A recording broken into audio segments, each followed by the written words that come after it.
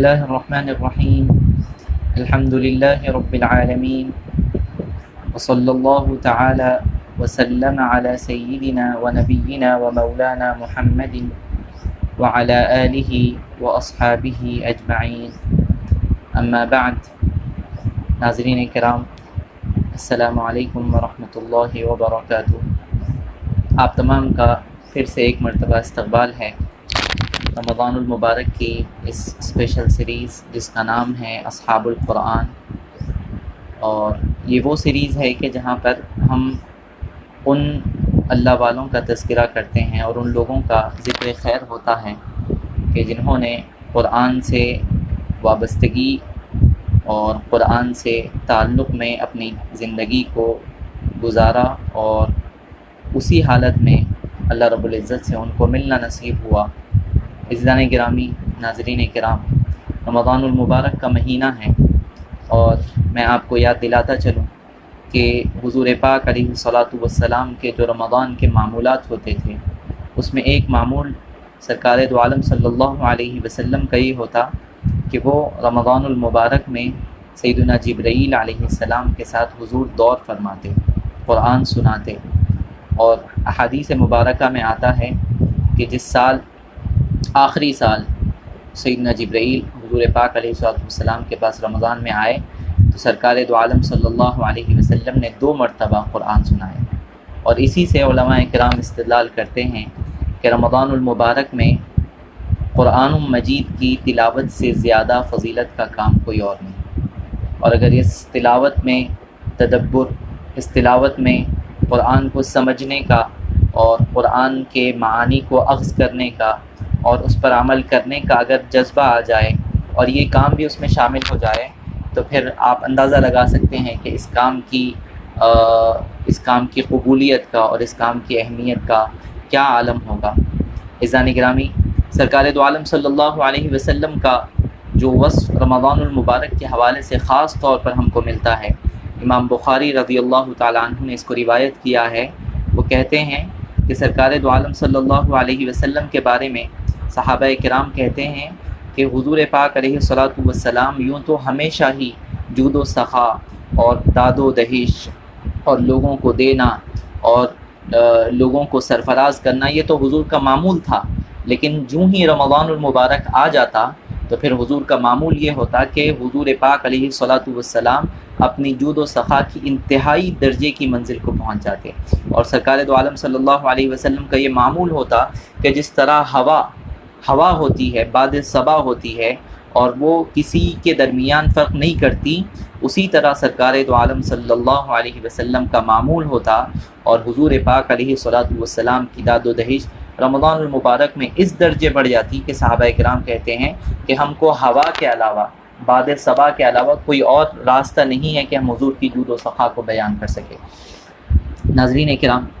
سرکار دو عالم صلی اللہ علیہ وسلم جس تعلیمات کے ساتھ مبعوث فرمائے گئے اور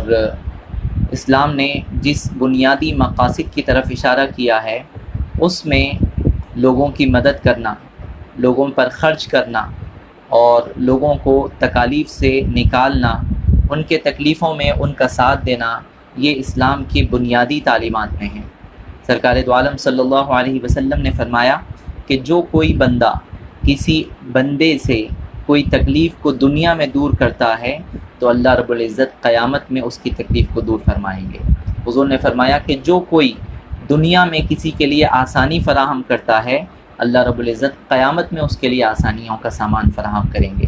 عزیزان گرامی، سرکار دو عالم صلی اللہ علیہ وسلم کی زندگی اور سیرت کا جائزہ لے تو ہم کو ملتا ہے کہ حضور پاک علیہ الصلاۃ والسلام کی جو جود و سخا اور حضور کی جو تعاون اور جو مدد اور جو عطا ہے وہ اتنی عام تھی کہ لوگ اس کا اندازہ بھی نہیں کر سکتے تھے۔ ایک بدوی صحابی کے بارے میں آتا ہے کہ ایک مرتبہ انہوں نے سرکار دو عالم صلی اللہ علیہ وسلم سے چند بکریوں کی خواہش کی تو حضور پاک علیہ الصلاۃ والسلام نے انہیں ڈھیر سارے بکریاں عطا فرمائیں۔ اور وہ اتنے خوش ہوئے وہ بدوی صحابی کہ وہ جب واپس اپنے قبیلے میں گئے تو وہ کہنے لگے کہ اے قبیلے والو، اسلام لاؤ، کیونکہ میں ایک ایسی شخصیت کے پاس سے آ رہا ہوں جو اتنا دیتے ہیں ان کی جود و سخا اتنی بڑی ہوئی ہے کہ ان کو فقر و فاقے کا کوئی اندیشہ نہیں، ان کو ڈر ہی نہیں ہے کہ ان کا مال ختم ہو جائے گا۔ جو شخص ایسا ہو تو اس کے ہاتھ پر ضرور ایمان لانا چاہیے۔ تو میں تم تمام کو دعوت دیتا ہوں میرے قبیلے والوں، تم حضور پاک علیہ الصلاۃ والسلام کی رسالت پر ایمان لاؤ اور اللہ کے کلام کی تصدیق کرو اور حضور پاک علیہ الصلاۃ والسلام کی غلامی سے وابستہ ہو جاؤ۔ سبحان اللہ۔ تو یہ حضور پاک علیہ الصلوۃ والسلام کی داد و دہیج تھی۔ عزیزان گرامی، کل ہم سورہ بقرہ کے حوالے سے اور آیت الکرسی کے حوالے سے بات کر رہے تھے۔ آج ہماری گفتگو کا موضوع سورہ آل عمران ہے، اور یہ جو دو سورے ہیں، سورہ بقرہ اور سورہ آل عمران، یہ اگر آپ قرآن مجید میں دیکھیں تو ترتیب کے اعتبار سے بھی ایک دوسرے کے پیچھے ہے۔ پہلے سورہ بقرہ اور تیسرے پارے سے پھر سورہ آل عمران کا آغاز ہوتا ہے، اور مفسرین فرماتے ہیں کہ سورہ آل عمران یہ مدینہ منورہ میں نازل ہونے والی دوسری صورت ہے، اور یہ صورت سورہ بقرہ سے متصل نازل ہوئی ہے۔ اور اگر اس کے مضامین میں بھی ہم غور کریں، جو باتیں اللہ رب العزت نے ان دونوں صورتوں میں بیان کی ہے، تو ان دونوں میں بہت سی مماثلت ملے گی اور بہت سے کامن پہلو ملیں گے کہ جس کی طرف اللہ رب العزت نے ان دو صورتوں میں اپنے ماننے والوں کو توجہ دلائی ہے۔ سورہ بقرہ میں اللہ رب العزت نے یہود کا مواخذہ کیا تھا، اہل کتاب میں سے یہود کی سرزنش کی تھی، اور ان پر الزامی جواب عائد کیا تھا، اور ان کو جھنجھوڑا تھا کہ جس نبی کے وسیلے دے کر تم دعائیں مانگتے تھے، کہ جس کا انتظار کرتے کرتے تم مدینہ منورہ تک پہنچے تھے، جب وہ نبی کے بعثت کا وقت آیا اور جب وہ نبی تمہارے درمیان تشریف لائے تو تم ان سے منہ موڑ رہے ہو، یہ کہاں کا انصاف ہے۔ سورہ آل عمران میں عزیزان گرامی اللہ رب العزت نے اپنا جو مضامین کا اختیار کیا ہے، اس صورت میں نصارہ عیسائیوں کا رد کیا ہے۔ اور آج 3 رمضان المبارک ہے، اور 3 رمضان المبارک سیدتنا بی بی فاطمۃ الزہرا رضی اللہ تعالی عنہا کا یوم وصال ہے۔ اس دن آپ کا اس دنیا سے وصال ہوا تھا، اور یہ ہماری خوش قسمتی ہے کہ آج ہی کے دن ہم سورہ آل عمران کا تذکرہ کر رہے ہیں، اور یہ سورہ کے متعلق کچھ ہم کہنے کا شرف حاصل کر رہے ہیں، کیونکہ اس صورت میں ایک آیت ہے کہ جو اہل بیت اعظام اور خاص طور پر سیدتنا فاطمہ اور مولا کائنات اور امام حسن اور امام حسین کی فضیلت کے لیے کافی ہے، کہ اس صورت میں ایک آیت ہے جس کو آیت مباہلہ کہا جاتا ہے، اور اس کا شان نزول علماء کرام یہ بتلاتے ہیں کہ نجران ایک مقام ہے سعودی عرب میں، وہاں پہ عیسائی لوگ آباد تھے، تو ان کا ایک وفد سرکار دو عالم صلی اللہ علیہ وسلم کے پاس آیا، اور وہ سیدنا عیسیٰ علیہ السلام کو چونکہ وہ لوگ خدا مانتے تھے، خدا کا بیٹا مانتے ہیں، تو اس کے حوالے سے وہ سرکار دو عالم صلی اللہ علیہ وسلم کے پاس آ کر حجتیں کرنے لگے۔ حضور پاک علیہ الصلوۃ والسلام نے جب بات کی اور حضور نے بہت سمجھایا، لیکن وہ اپنی بات پر اڑے رہے، تو سرکار دو عالم صلی اللہ علیہ وسلم نے ان سے پھر آخر میں کہا کہ ٹھیک ہے، اگر بات ایسی ہی ہے تو ایک کام کرتے ہیں کہ تم اپنے بچوں کو لاؤ، تم اپنے آدمیوں کو لاؤ، اور تم خود آ جاؤ، اور میں بھی اپنے بچوں کو لاؤں گا، اپنی عورتوں کو لاؤں گا، اور میں خود بھی آؤں گا، اور ہم ایک جگہ پر آتے ہیں اور ہم اللہ کے حضور دعائیں کرتے ہیں، اور ہم اللہ سے دعا مانگتے ہیں کہ ہم دونوں میں سے جو بھی جھوٹا ہو اللہ کی اس پر لعنت ہو، اللہ اس کو ہلاک اور برباد کر دے۔ وہ جو وفد آیا تھا وہ حضور پاک علیہ الصلوۃ والسلام کے اس چیلنج کو اس نے قبول کر لیا، اور اس نے جا کر اپنے بڑے کو کہا، اور وہ لوگ تیار ہو کر وہ لوگ آئے اپنے آدمیوں کے ساتھ، بچوں کے ساتھ، عورتوں کے ساتھ۔ ادھر سرکار دو عالم صلی اللہ علیہ وسلم بھی تشریف لائے، اور آپ کے ساتھ سیدتنا فاطمۃ الزہرا ہے، سیدنا مولا کائنات ہے، سیدنا امام حسن اور سیدنا امام حسین رضوان اللہ تعالی علیہم اجمعین ہیں۔ اور جب یہ لوگ مقام پر پہنچے تو جب ان کے بڑے پوپ نے اور پادری نے دیکھا کہ ایسے لوگ آئے ہیں کہ جن کے چہروں سے نور ٹپک رہا ہے، جن کے چہروں سے صداقت اور سچائی چمک رہی ہے، اور یہ ایسے چہرے ہیں جو کبھی جھوٹے نہیں ہو سکتے، تو اس نے اپنے ماننے والوں کی طرف پلٹ کر کہا کہ میں ایسے چہروں کو دیکھ رہا ہوں کہ اگر آج ہم نے یہ لعنت اور مباہلہ کا عمل کیا تو یاد رکھو کہ روئے زمین پر کوئی عیسائی بھی باقی نہیں رہے گا، اور قیامت تک کے لیے ہمارا نام و نشان مٹ جائے گا۔ تو میرا تم کو مشورہ ہے کہ ان لوگوں سے مباہلہ نہ کرو، بلکہ ان کے ساتھ مصالحت کر لو، یہ جو شرائط کہتے ہیں ان شرائط کو مان لو، کیونکہ ان کے چہرے بتلا رہے ہیں کہ اللہ رب العزت ان کی دعا کو رد نہیں فرمانے والے۔ سبحان اللہ۔ تو یہ شان ہے اہل بیت عظام کی، یہ شان ہے بی بی فاطمۃ الزہرا کی، یہ شان ہے مولا کائنات سیدنا علی کرم اللہ وجہہ کی، یہ شان ہے سیدنا امام حسن اور امام حسین کی۔ عزیزان گرامی، یہی وہ سورہ ہے کہ جہاں پر اللہ رب العزت نے عیسائیوں کا بہت بلیغ انداز میں رد کیا، اور سرکار دو عالم صلی اللہ علیہ وسلم نے سورہ بقرہ اور سورہ آل عمران یہ دونوں صورتوں کو ملا کر کہا کہ یہ دو ایسے گلدستے ہیں کہ اگر جس کے ساتھ کوئی بندہ مومن تعلق قائم کر لے تو یہ دونوں صورتیں قیامت کے دن انشاءاللہ اس کے حق میں شفاعت کریں گے اور اللہ کے حضور میں حجت کریں گے کہ مولا اس بندے کے ساتھ، اس بندے نے ہمارے ساتھ تعلق رکھا ہے، لہٰذا آپ اجازت دیجیے ہم اس بندے کو جنت میں لے کر جائیں۔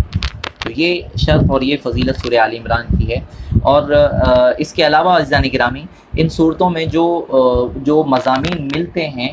اس میں ایک مضمون خرچ کرنے کے متعلق ہے، لوگوں کی مدد کرنے کے متعلق ہے، اللہ کی راہ میں ہم کو جو کچھ اللہ نے دیا ہے اس کو خرچ کرنے کے متعلق ہے۔ سورہ بقرہ میں بہت ساری جگہ پر آپ پائیں گے کہ اللہ نے طریقے بدل بدل کر مسلمانوں کو اور اللہ پر ایمان رکھنے والوں کو ابھارا ہے کہ تم اللہ کی راہ میں خرچ کرو، اور ساتھ میں یہ بھی وضاحت کی ہے کہ جو مال تم خرچ کرنے والے ہو یہ کبھی تمہیں خیال نہ جائے کہ یہ مال تمہارا اپنا ہے، بلکہ بار بار اللہ نے وضاحت کی کہ یہ جو مال خرچ تم کر رہے ہو یہ اللہ ہی نے تم کو دیا ہے، یہ تمہارا اپنا کمایا ہوا نہیں ہے بلکہ اللہ ہی نے دیا ہے۔ کبھی اللہ فرماتے ہیں کہ یا ایھا الذین آمنوا انفقوا مما رزقناکم، اے ایمان والو خرچ کرو وہ مال میں سے جس کو ہم نے تم کو دیا ہے، تم نے خود سے نہیں کمایا ہے۔ تو اللہ نے وضاحت کی کہ جو مال ہم خرچ کرنے والے ہیں وہ دراصل اللہ ہی کا مال ہے، اللہ نے بطور امانت ہمارے پاس رکھا ہے، اور پھر اس امانت کو اللہ حکم دے رہا ہے، جس کا مال ہے وہ حکم دے رہا ہے خرچ کرنے کے لیے، تو لہٰذا خرچ کرنا یہ بندے کا فرض ہے، اور بندے کی ڈیوٹی ہے کہ جب مولا کا حکم آ جائے تو وہ اس مال کو اللہ کی راہ میں خرچ کرے۔ ایک جگہ سورہ بقرہ میں اللہ فرماتے ہیں کہ خرچ کرنے کا ریوارڈ کیا ملے گا۔ اللہ فرماتے ہیں کہ تم تجارت کرتے ہو تو تم کو فائدہ ہوتا ہے 1 گنا، کسی کو فائدہ ہوتا ہے 2 گنا، کسی کو فائدہ ہوتا ہے 6 گنا، کسی کو فائدہ ہوتا ہے 4 گنا، کسی کو فائدہ ہوتا ہے 5 گنا، اور کسی کو فائدہ ہوتا ہے 10 گنا۔ اس سے آگے تو بہت کم لوگوں کو فائدہ ہوتا ہے، لیکن اللہ فرماتے ہیں کہ مثل الذین ينفقون اموالهم فی سبیل اللہ، جو لوگ اللہ کی راہ میں خرچ کرتے ہیں، جو اپنے مالوں کو اللہ کی خوشنودی کے لیے خرچ کرتے ہیں، تو ان کی مثال ایسی ہے کہ انہوں نے ایک دانے کو خرچ کیا، اس دانے سے 100 دانے نکلے، 100 دانے میں پھر مثل الذین ينفقون اموالهم فی سبیل اللہ کمثل حبۃ انبتت 7 سنابل، اس ایک دانے سے پھر 7 دانے پھوٹے، پھر 7 دانوں میں 100 دانے ہیں۔ گویا 1 روپیہ خرچ کرنا اس کو بندے مومن کو اس کا ریوارڈ 700 گنا زیادہ ملتا ہے، 700% اس کو زیادہ ثواب ملتا ہے۔ عزیزان گرامی، اس سے بڑھ کر کیا منافع کا سودا ہوگا کہ 1 درہم یا 1 دینار خرچ کیا جائے تو بدلے میں اللہ رب العزت ہم کو 700 گنا تک فائدہ پہنچائے۔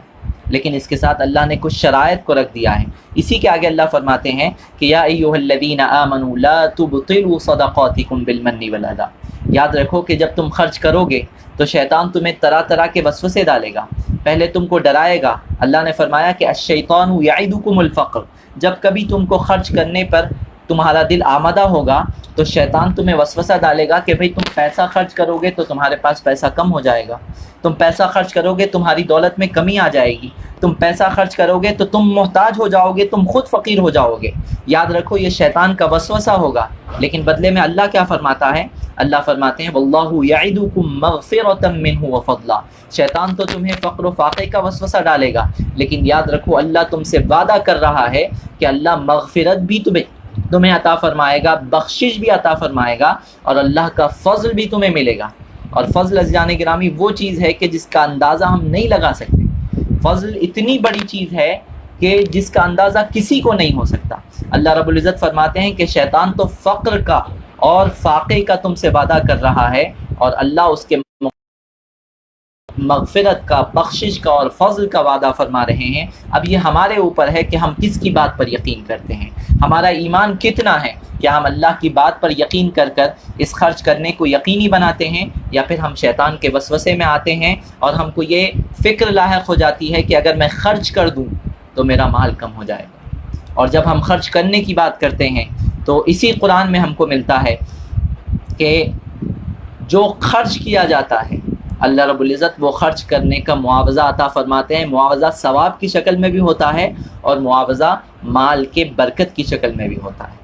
اللہ کے نبی علیہ الصلاۃ والسلام کی ایک حدیث مبارکہ ہے، بہت پیاری حدیث ہے، جس میں حضور پاک علیہ الصلاۃ والسلام نے فرمایا کہ جب کبھی صبح ہوتی ہے، اللہ کے بندے جب جب صبح کرتے ہیں، 2 فرشتے آسمان سے نازل ہوتے ہیں، اور وہ 2 فرشتے، اور ایک فرشتہ اس میں سے یہ کہتا ہے کہ اللہم اعطی منفقا خلفا، کہ اے باری تعالیٰ جو تیرے بندوں میں سے خرچ کرے، کسی غریب کی مدد کرے، کسی محتاج کی مدد کرے، تو اس کو اس کا معاوضہ، اس کا بدل عطا فرما۔ اور دوسرا فرشتہ کہتا ہے یا اللہ اللہم اعطی ممسکا تلفا، اور مولا جو رو کے رکھا ہے، جو بخالت کر رہا ہے، مولا اس کے مال کو آپ ہلاک کر دیجیے۔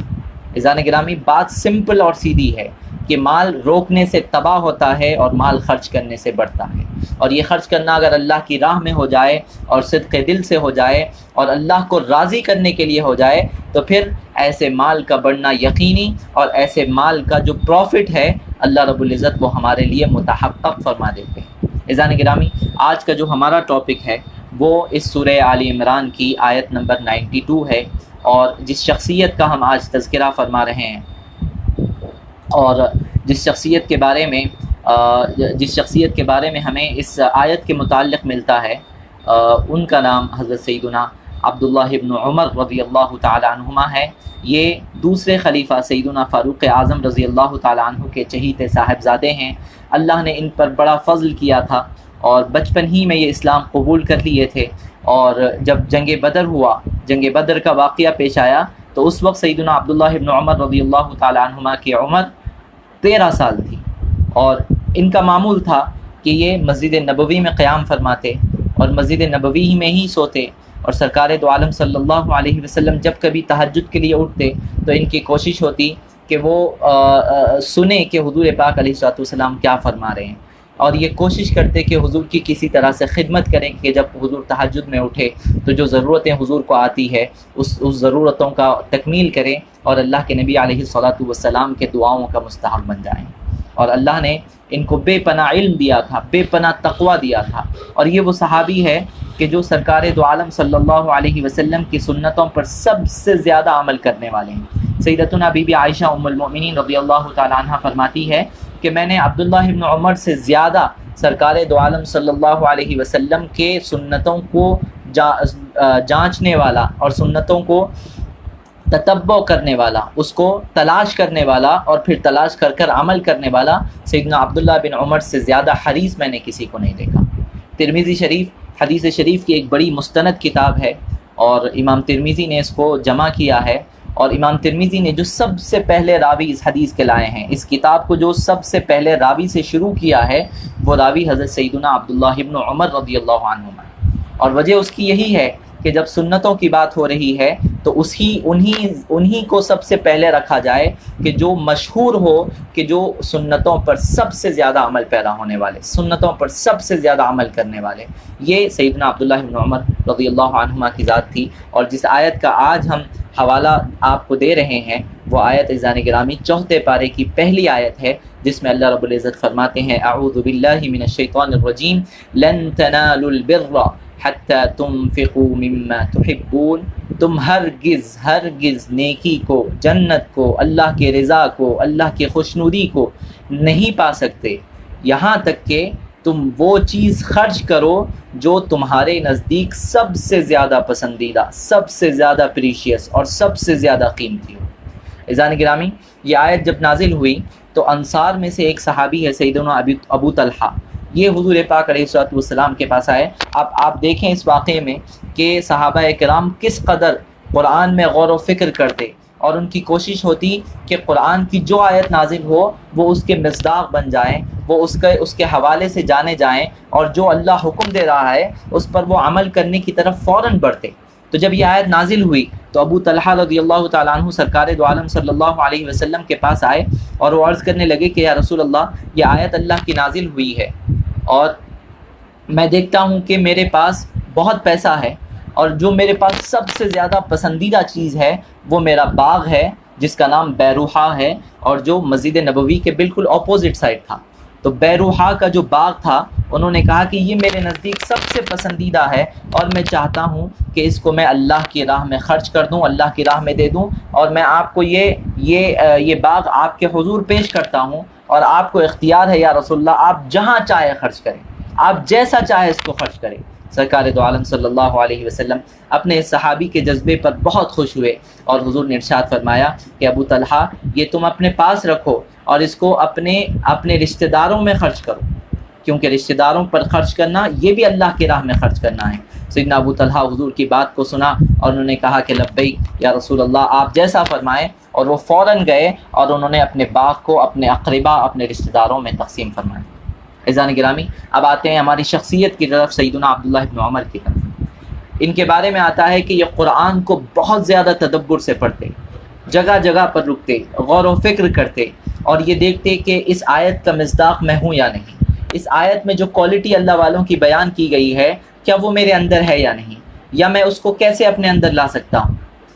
سیدنا عبداللہ ابن عمر رضی اللہ تعالیٰ عنہما ایک مرتبہ اس آیت کو تلاوت کر رہے تھے، لن تنالوا البر حتى تنفقوا مما تحبون۔ وہ اس آیت کے اس حصے پر رک گئے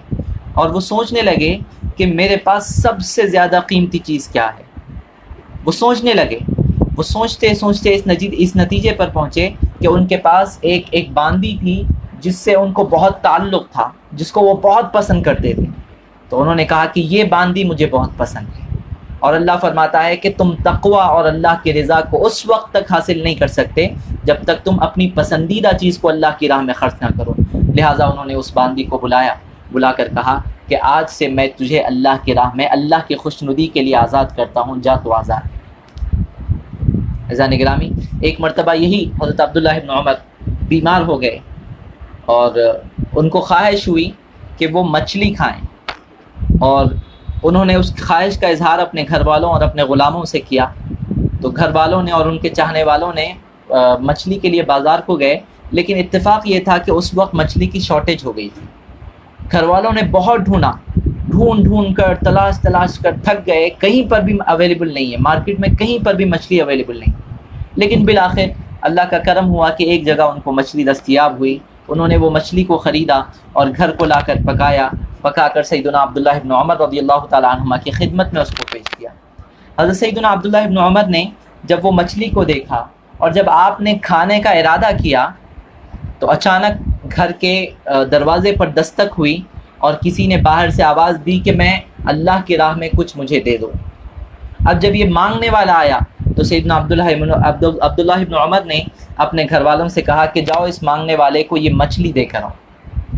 گھر والوں نے کہا کہ حضرت، ہم بہت کوشش کر بہت پھر کر بہت تھک کر اس مچھلی کو لانے میں کامیاب ہوئے ہیں، اگر آپ اس مچھلی کو تناول نہ فرمائیں گے تو ہمیں بہت کوفت اور تکلیف ہوگی، ہم مانگنے والے کو کچھ اور دیتے ہیں، پیسے دیتے ہیں، کیونکہ پیسے کا وہ زیادہ محتاج ہے۔ تو سیدنا عبداللہ ابن عمر نے فرمایا کہ تمہاری بات صحیح ہے، لیکن میرے سامنے قرآن کی وہ آیت ہے کہ جہاں پر اللہ ارشاد فرما رہا ہے کہ نیکی کو، تقوی کو، رضا کو، جنت کو تم لوگ اس وقت تک حاصل نہیں کر سکتے جب تک کہ تم اپنی وہ چیز اللہ کی راہ میں نہ دے دو جو تمہیں سب سے زیادہ پسندیدہ ہے، اور آج اس وقت مجھے سب سے زیادہ خواہش مچھلی کی ہو رہی ہے، لہٰذا میں چاہتا ہوں کہ میں میری سب سے پسندیدہ چیز کو اللہ کی راہ میں خرچ کروں۔ سبحان اللہ، یہی عبداللہ ابن عمر ہے عزیزان گرامی، کہ ان کے اس کیفیت کا علم ان کے غلاموں کو تھا، ان کے اس تقوی اور للہیت کا علم ان کے غلاموں کو تھا۔ تو ان کے غلام کیا کرتے؟ ان کے غلام مسجد میں جا کر، یہ جب مسجد میں آنے کا ان کا وقت ہوتا تو وہ مسجد میں جا کر عبادت میں مصروف ہو جاتے، ان کو ایسا دکھانے کی کوشش کرتے کہ ہم بڑے اللہ والے ہیں، بڑے عبادت گزار ہیں، حالانکہ ان کی وہ حالت نہیں ہوتی جس کو وہ پریٹینڈ کر رہے تھے، جس کو دکھا رہے تھے۔ لیکن پھر بھی وہ چاہتے تھے کہ عبداللہ ابن عمر جب مسجد میں تشریف لائیں تو ان کو ایسا تاثر جائے کہ یہ شخص بہت زیادہ عبادت کرنے والا ہے، عزیزان گرامی، حضرت عبداللہ ابن عمر جب جب اپنے کسی غلام کو اس حالت میں دیکھتے تو وہ فوراً اس کو اللہ کی راہ میں آزاد کر دیتے، اللہ کے نام پر اس کو آزاد کر دیتے۔ کسی نے حضرت عبداللہ ابن عمر سے کہا کہ اے عبداللہ ابن عمر،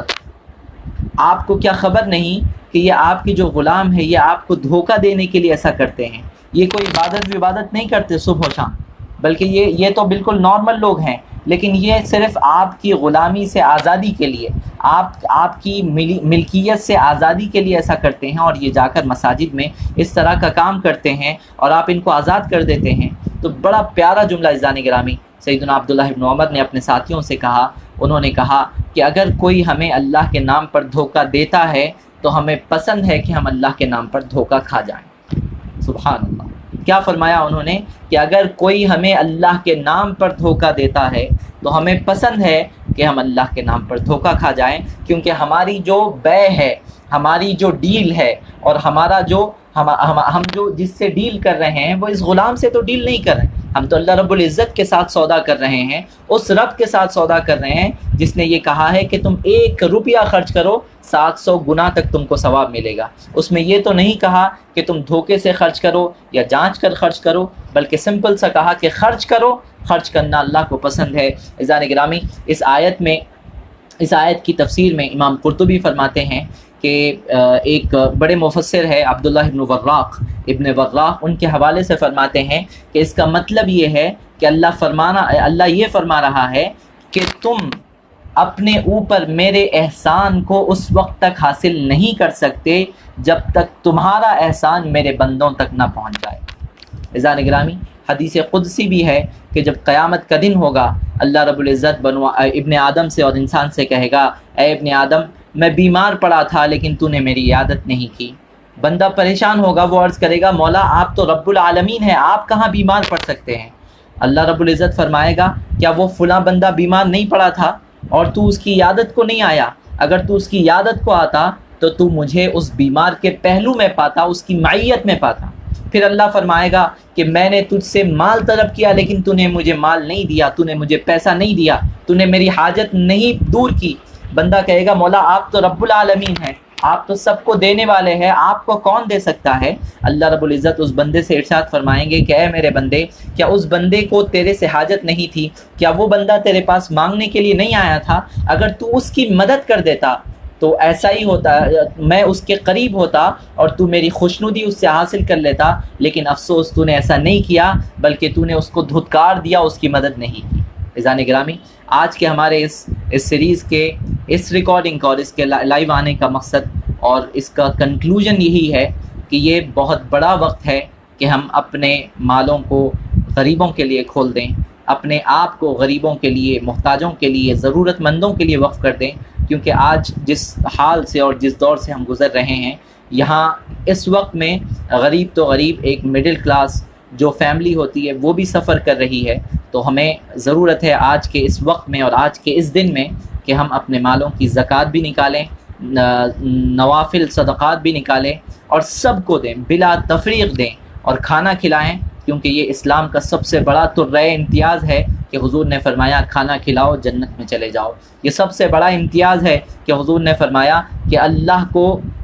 اللہ کے غضب کو صدقہ جتنا تیزی کے ساتھ ٹھنڈا کرتا ہے، اتنا تیزی کے ساتھ کوئی اور چیز اللہ کے غضب کو ٹھنڈا نہیں کر سکتی۔ تو میں جتنے سننے والے، دیکھنے والے سب کو یہ کہوں گا کہ آپ اپنے پیسوں کے ذریعے، اپنے چیزوں کے ذریعے، اپنے سامان کے ذریعے سے لوگوں کی مدد کیجئے، لوگوں کی مدد کے لیے آگے آئیے، ان کے کھانے کا انتظام کیجئے، ان کے پہننے کا انتظام کیجئے، ان کی ضرورتوں کا انتظام کیجئے، اور یہ تصور اور یہ خیال ہرگز مت لائیے کہ یہ جو کام ہم کر رہے ہیں یہ اپنے ذاتی پیسوں سے کر رہے ہیں، بلکہ یہ ہم ان پیسوں سے کر رہے ہیں جس پیسوں میں اللہ نے ہم کو اپنا خلیفہ اور اپنا امین اور اپنا نائب بنایا ہے، اور اللہ ہی کے حکم سے ہم اللہ ہی کے پیسوں کو اللہ ہی کے بندوں میں خرچ کر رہے ہیں، اور اللہ کی رضا عزیزان گرامی یقین جانیں بندوں سے ہوتے ہوئے اللہ کی رضا جاتی ہے۔ بندوں کی خدمت کرنے سے اللہ جس قدر تیزی سے ملتا ہے اس قدر تیزی سے کسی اور کام کرنے سے نہیں ملتا۔ یہی وجہ ہے کہ اولیاء اللہ، صوفیاء کرام اور جتنے اللہ والے ہیں سب نے تعلیم دی ہے کہ تم سوشل سروس کو اور خدمت خلق کو اپنا شعار اور اپنا وظیفہ بنا لو، کیونکہ یہ وہ وظیفہ ہے کہ جس کے ذریعے سے اللہ رب العزت بندے کے بہت زیادہ قریب آتے ہیں۔ میں اللہ رب العزت سے دعا کرتا ہوں کہ ہم تمام کو اللہ کی راہ میں زیادہ سے زیادہ خرچ کرنے کی توفیق عطا فرمائے، تمام لوگوں کو اس مصیبت سے نجات دلائے، اور ان مصیبت کی گھڑیوں میں ہم سب کو ایک دوسرے کے کام آنے کی توفیق عطا فرمائے، اور اپنے کلام پاک میں جتنا حق ہے اتنا تدبر کرنے، اتنا غور و فکر کرنے، اور پھر اس کے مطابق عمل کرنے کی توفیق عطا فرمائے۔ ہماری زندگیوں میں قرآن کا نور ہمارے زندگیوں میں داخل فرمائے۔ وما علینا الا البلاغ، وصلی اللہ تعالی وسلم علی خیر خلقہ سیدنا محمد وعلی آلہ واصحابہ اجمعین۔ والسلام علیکم ورحمۃ اللہ وبرکاتہ۔